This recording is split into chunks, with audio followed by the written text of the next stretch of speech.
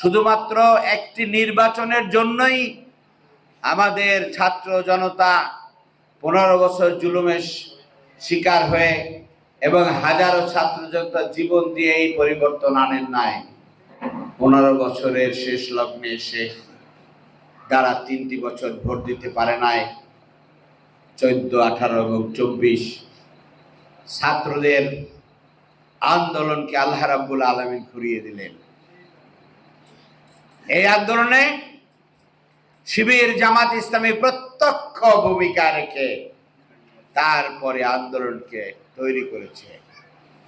আমাদের নেতারা ছাত্র শিবির ব্যানারে ফেস শুনে আমাদের নাম দেওয়া হয় নাই, কিন্তু পিছন থেকে কারা এই আন্দোলন পরিচালনা করেছে দেশের প্রতিটি মানুষ সেটা উপলব্ধি করেছে।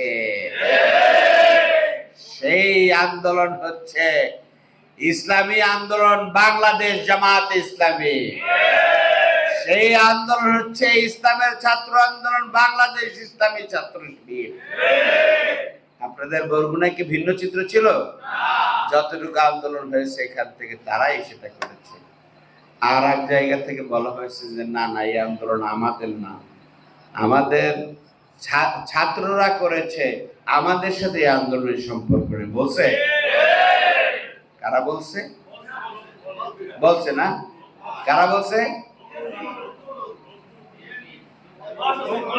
আচ্ছা যাক, জেনে নিন।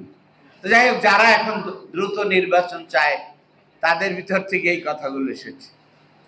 এই আন্দোলনে হাজার হাজার ছাত্রদেরকে হত্যা করা হয়েছে, আরো হাজারো হাজারো প্রায় 50,000 ছাত্রদেরকে আহত করে, পঙ্গু করে, চোখ নষ্ট করে দেওয়া হয়েছে, হাত কেটে ফেলতে হয়েছে, পা কেটে ফেলতে হয়েছে, এখন অসুস্থ অবস্থায় আছে।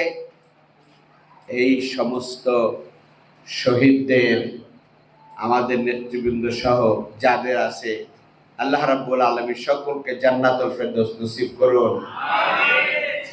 আর যারা শহীদ হয়েছে তাদের খুনিদের বিচার করতে হবে।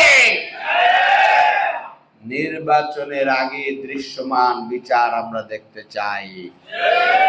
নির্বাচনের আগেই যাদেরকে আয়না ঘরে রেখে নির্যাতন করা হয়েছে, গুম করা হয়েছে, যাদেরকে পঙ্গু করা হয়েছে, তাদের বিরুদ্ধে যারা করেছে তাদেরকে বিচারের আওতায় এনে শাস্তি প্রদান করতে হবে। নির্বাচন আসবে, সবকিছু ভুলে যাবেন, এটা বাংলাদেশের জনগণ মেনে নেবে না।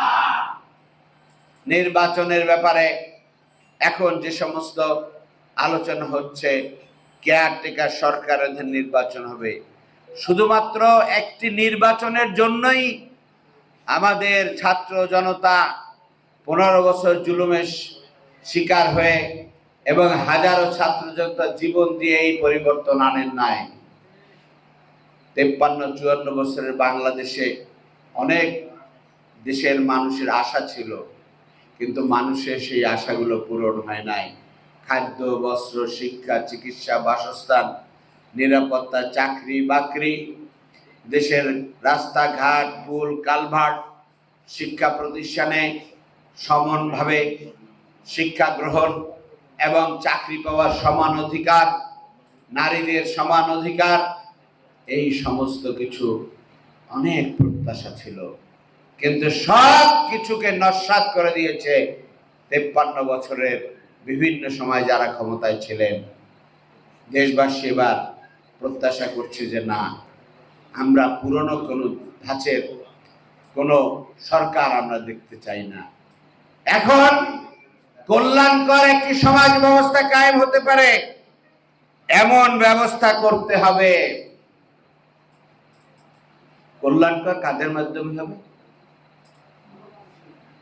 কল্যাণ যারা করতে চায়, যারা নিজেদের কল্যাণের চাইতে জনগণের কল্যাণকে তারা গুরুত্ব দেয়, তাদেরকে নিতে হবে। 53-54 বছরে ভাগ্যের পরিবর্তন হয়েছে নেতাদের, ভাগ্যের পরিবর্তন হচ্ছে নেতাদের দলের। জনগণের ভাগ্যের পরিবর্তন হয় নাই। তার মধ্যে ব্যতিক্রম কিছু আছে। ক্ষমতায় জামাত ইসলামী যায় নাই, কিন্তু ক্ষমতার সাথে যতটুকু ছিল, মন্ত্রী, এমপি, উপজেলা চেয়ারম্যান, ইউনিয়ন পরিষদ চেয়ারম্যান, মেম্বার, বিভিন্ন জায়গায় চাকরি বাকরি সহ বিভিন্ন জায়গায় যারা আছে, এনাদের চরিত্রে আলহামদুলিল্লাহ দুর্নীতির কোনো কালিমা লেপন করা সম্ভব হয় নাই। দেশবাসী দেখেছে 24-এর অভ্যুত্থানের পরিবর্তন হয়েছে। তারপরে একটি পত্রিকা রিপোর্ট করেছে যে পরিবর্তন হয়েছে, জায়গা খালি হয়েছে, আর দেখলাম শূন্যস্থান পূরণ হয়ে গেছে। এই শূন্যস্থান পূরণে জামাত শিবিরের কোন লোক ছিল না। কাউকে সেখানে জামাত শিবিরের সাথে ত্যাগ করে রাখা সম্ভব হয় নাই। আলহামদুলিল্লাহ।